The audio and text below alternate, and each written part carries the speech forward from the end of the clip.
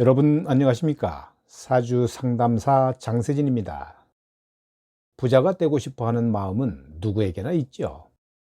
재물운이 좋은 사주는 돈을 많이 벌기도 하고 경제적으로 안정적인 삶을 살 수 있지만, 재물운이 나쁜 사주는 돈이 잘 들어오지도 않지만 돈이 많이 들어온다 하더라도 일을 지키지 못하고 경제적으로 어려움을 겪을 수 있습니다.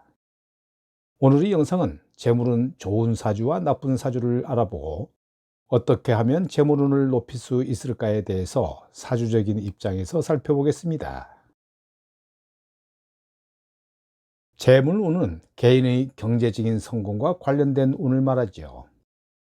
사주를 통해 개인의 재물운을 예측할 수 있고, 태어난 연월일시로 만들어진 8글자가 중요한 역할을 합니다. 이를 통해 성격, 건강, 직업, 재물 등 다양한 운명을 살펴볼 수 있는데요. 특히 재물운은 경제적인 성공에 중점을 두고 있으며 여러 방법으로 분석됩니다. 예를 들어 사주팔자에 재성의 유무, 식상의 유무, 관성의 유무 등이 영향을 미치게 되지요. 또 사주구조가 재물운을 좌우하기도 하지만, 재물운이 좋다고 해서 반드시 경제적으로 성공하는 것은 아니며, 반대로 재물운이 나쁘다고 해서 반드시 실패하는 것은 아니고, 개인의 노력과 환경에 따라 달라질 수는 있습니다. 따라서 자신의 사주를 정확하게 분석하고 상황과 목표에 맞게 활용하는 것이 매우 중요합니다. 사주를 이해하기 위해서는 몇 가지 재물운을 결정짓는 요소를 알아야 합니다. 첫째, 재성은 재물을 상징하는데요. 재성이 강한 사주는 재물을 많이 모으는 경향이 있습니다. 둘째, 식상은 재능과 창의성을 의미하죠. 식상이 강한 사주는 자신의 재능을 발휘하여 재물을 얻는 능력이 뛰어납니다. 셋째, 관성은 명예와 권력을 상징하는데요. 관성이 강한 사주는 직업적으로 성공하고 명예를 얻는 경향이 있습니다. 이 외에도 비겁은 형제나 친구, 동료를 상징하며, 인성은 학문과 지식을 나타냅니다. 이러한 요소들은 사주를 분석할 때 중요한 역할을 하며, 각각의 십신이 개인의 사주에서 어떤 의미를 가지는지 이해하는 것이 매우 중요합니다. 이러한 요소들을 바탕으로 사주를 해석하면 개인의 운명과 재물운을 보다 정확하게 파악할 수 있습니다.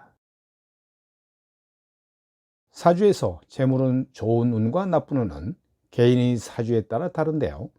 좋은 재물운을 가진 사주는 흔히 재성이 강하고요. 식상이나 관성과 같은 긍정적인 십신이 조화를 잘 이루는 경우입니다. 이러한 사주는 경제적으로 안정되고 재물을 잘 모으며, 더 나아가 재물을 불리는 능력이 뛰어납니다. 반면 재물운이 나쁜 사주는 재성이 약하거나 부정적인 십신이 지배적인 위치에 있는 경우인데요. 이런 경우는 경제적으로 불안정하거나 재물을 모으는 데 어려움을 겪을 수 있습니다.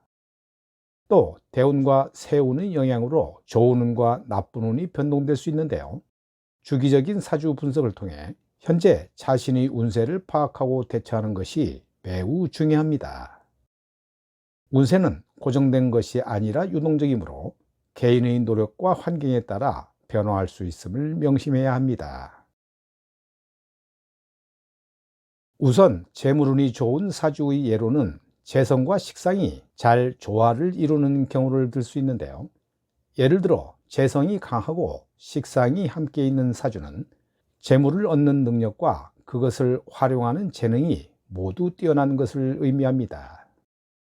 반면 재물운이 나쁜 사주의 경우는 재성이 약하거나 부정적인 별들이 우세한 경우가 많지요. 또 재성이 약하고 관성이나 인성이 강한 사주는 명예나 학문에 치중하는 경향이 있어 재물을 모으는 데 어려움을 겪을 수 있습니다. 이러한 응용 분석을 통해 자신의 사주를 더 깊이 이해하고 개선하기 위한 방향을 설정할 수 있습니다.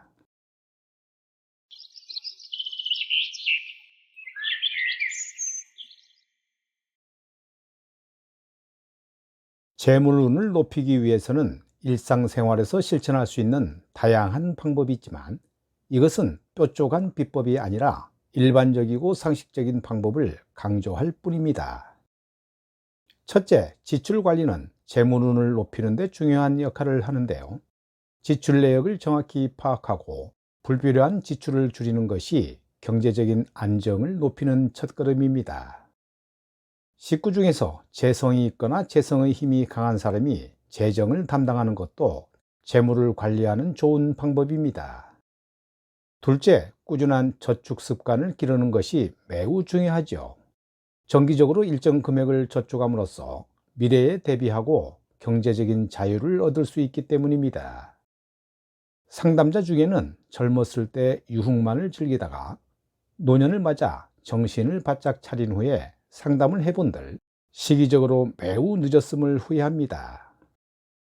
셋째, 긍정적인 마인드를 유지하는 것도 매우 중요한데요. 긍정적인 태도는 자신감을 높이고 일에 대한 열정을 증가시켜 재물운을 개선할 수 있습니다. 넷째, 사주적인 직업을 가질 것을 권합니다. 즉, 사주에서 말하는 직업을 택하라는 것인데요.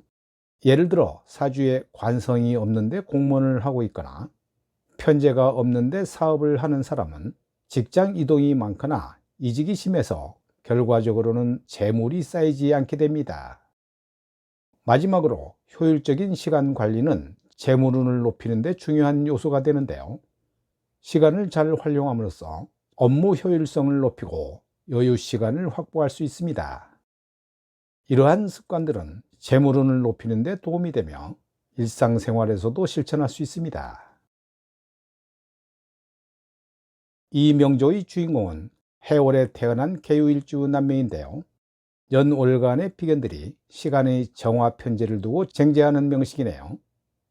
지지는 연월지 해묘 반합국을 만들어 놨지만 천간 개수가 많이 투해서 목 식상이 물에 잠겨 있는 상황이 됩니다. 이렇게 식상이 물에 잠기면 직장인들은 직장 생활이 그리 길지 않을 확률이 높고 대부분 독립을 해서 사업을 한다든지 조직과는 거리가 먼 다른 직업을 택할 것으로 봅니다. 신강신약을 따지기 전에 천간 비견들의 처리를 어떻게 하느냐에 따라 돈을 잃지 않고 지키느냐가 결정되는데요. 시천간의 재성을 보게 되면 대운이 전부 사오미 화 구간을 지나게 됩니다. 이것만을 보고 재성이 탄력을 받은 것으로 생각해서 사업을 해도 된다든지 아니면 금전운이 좋아서 돈을 많이 벌 수도 있는 운이라고 해석할 수도 있는데요. 대운의 재성이 나의 경제활동으로 나오는 돈인지 아니면 배우자나 상속 등으로 나오는지도 봐야 하고 그 발생되는 돈을 지킬 수 있는지도 체크해야 합니다.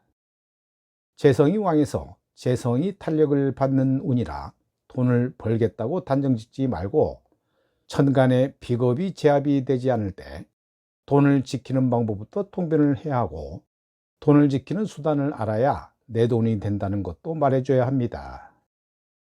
이 명조는 절대 사업을 하면 좋지 않은 사주인데요. 가능하면 직장 생활을 오랫동안 하는 것이 좋고 돈이 생기면 부동산에 묻어두는 것이 가장 현명하게 돈을 지키는 방법입니다. 오늘 영상은 여기까지입니다. 여러분 감사합니다.